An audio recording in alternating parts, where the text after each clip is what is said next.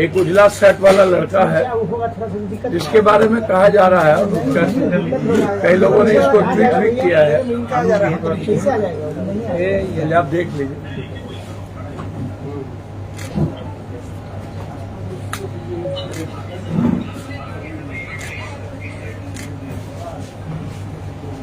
Police से जो firing हुई है उनका कहना है पुलिस के गोली से फायरिंग हुई है, लेकिन गोली लगी नहीं है। मैं यदि एसपी साहब की बात मान भी लूं, इसमें 3-4 सवाल हैं मेरे।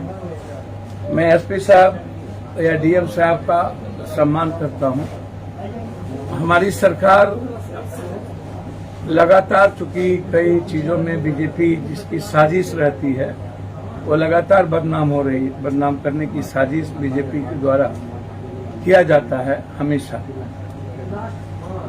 अब यदि मैं उत्तर प्रदेश में देखूं पुलिस की ज्यादती को, तो दुनिया में जितनी ज्यादती उत्तर प्रदेश की पुलिस ने की है उतनी ज्यादती दुनिया में किसी ने नहीं की है, किसी ने नहीं की है दुनिया की घटना में।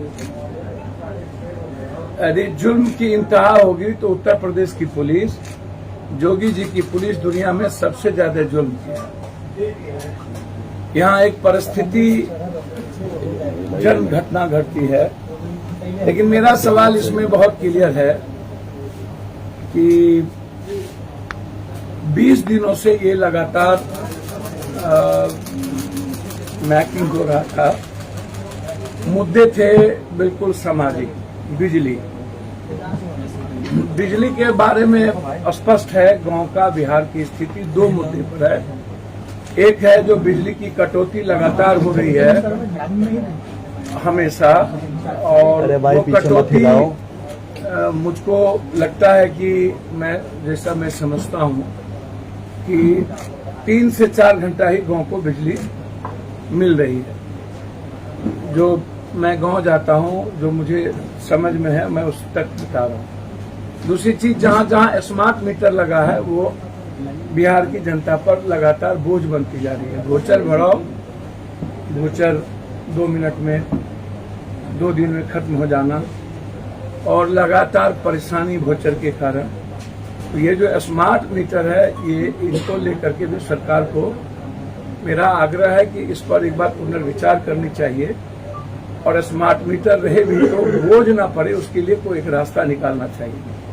लेकिन मेरा वहां के डीएम साहब से आग्रह है कि आप को, जब एसडीओ साहब को, वहां के डीएसपी को आप पता कर लीजिए। मैं आपको बहुत जल्दी बारसोई के एक वरिष्ठ पदाधिकारी का कितना जमीन खरीदा है, मैं आपको उसका पूरा लिस्ट दूंगा कि कहां कहां जमीन खरीदा है। बारसोई को ये लोग दुधारू गाय समझते हैं। बिहार में लगभग एमपी, एमएलए, मंत्री, संतरी की कोई भूमिका और भागीदारी जनता के हित में नहीं रहती है। सरकार, आप देख ही रहे हैं कि मंत्री जी कितना इन्वॉल्व है या मंत्री जी की कितनी बात चलती है। इस बिहार में लगभग एमएलए, एमपी आश्रित हैं गठबंधन जिसका होगा। हम चुनाव जीत जाएंगे या चुनाव इस तरह में इधर से लड़ेंगे। इसलिए मंत्री, एमएलए, एमपी को जनता से सरोकार बहुत कम है, मतलब नहीं के बराबर सरोकार है। आप कहीं की भी घटना को उठा के देखिएगा तो आपको कहीं भी मंत्री जी, जैसे अभी नग्न किया गया बेगूसराय में। पहले मैं बारसोई के बारे में पहले बता दूं कि बारसोई के मामले में मेरा बिल्कुल क्लियर है इस मामले में कि पहले से ही जनता के द्वारा अनाउंसमेंट थी, पहले से दिया गया था, और उस दिन पहले से कार्यक्रम थे। तो पुलिस ने सक्रियता या प्रशासन ने पहले से वहां पर वज्रभान से लेकर के पानी से लेके पूरी व्यवस्था आपने क्यों नहीं कर रखा था, जबकि यह था कि हम बिजली के सवाल पर हम प्रदर्शन करेंगे। जो बिजली हम जब तक थे तब तक आत्मनिर्भर थी और आज नहीं है, तो क्या बिजली के मुद्दों पर भी हम पर लाठी गोली चलेगी? एक तो यह सवाल है।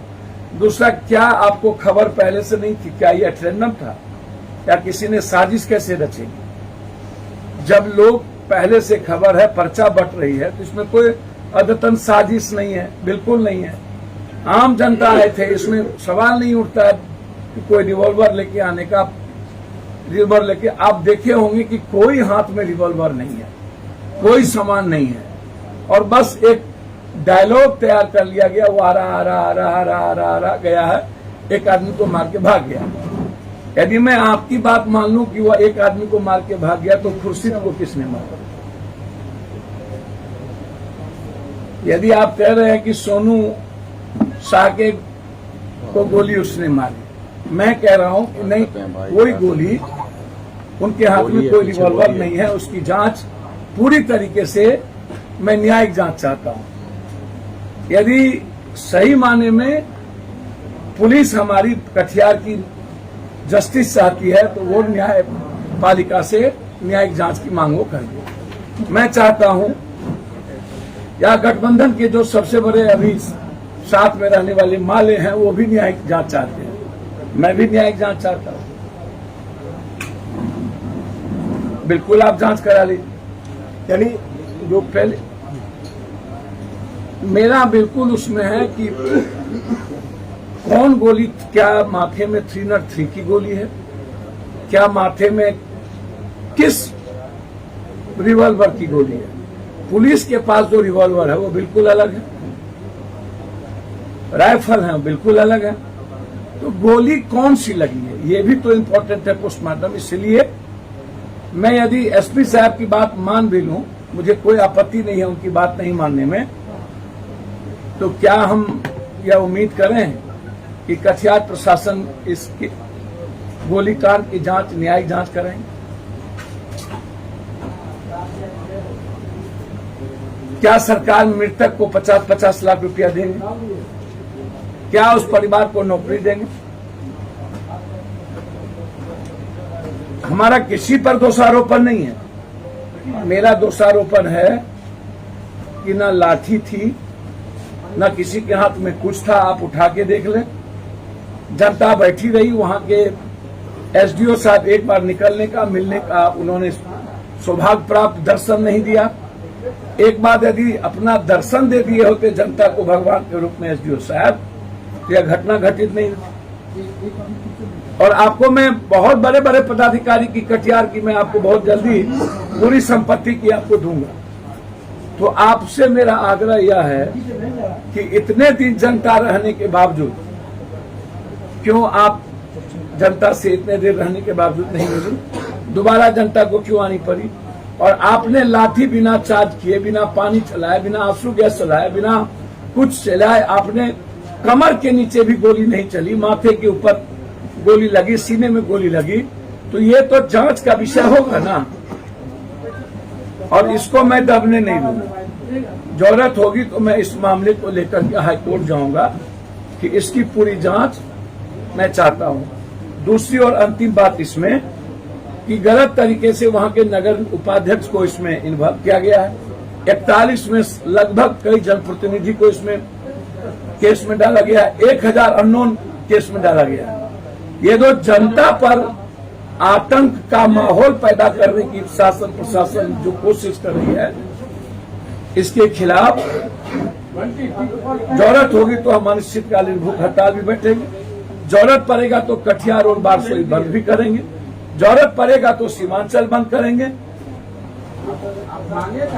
जनता से ऊपर मेरे लिए ना तो कोई देश है, जनता से ऊपर ना मेरे लिए कोई सरकार है, जनता से ऊपर मेरे लिए सिर्फ संविधान है और उसके अलावा कुछ नहीं।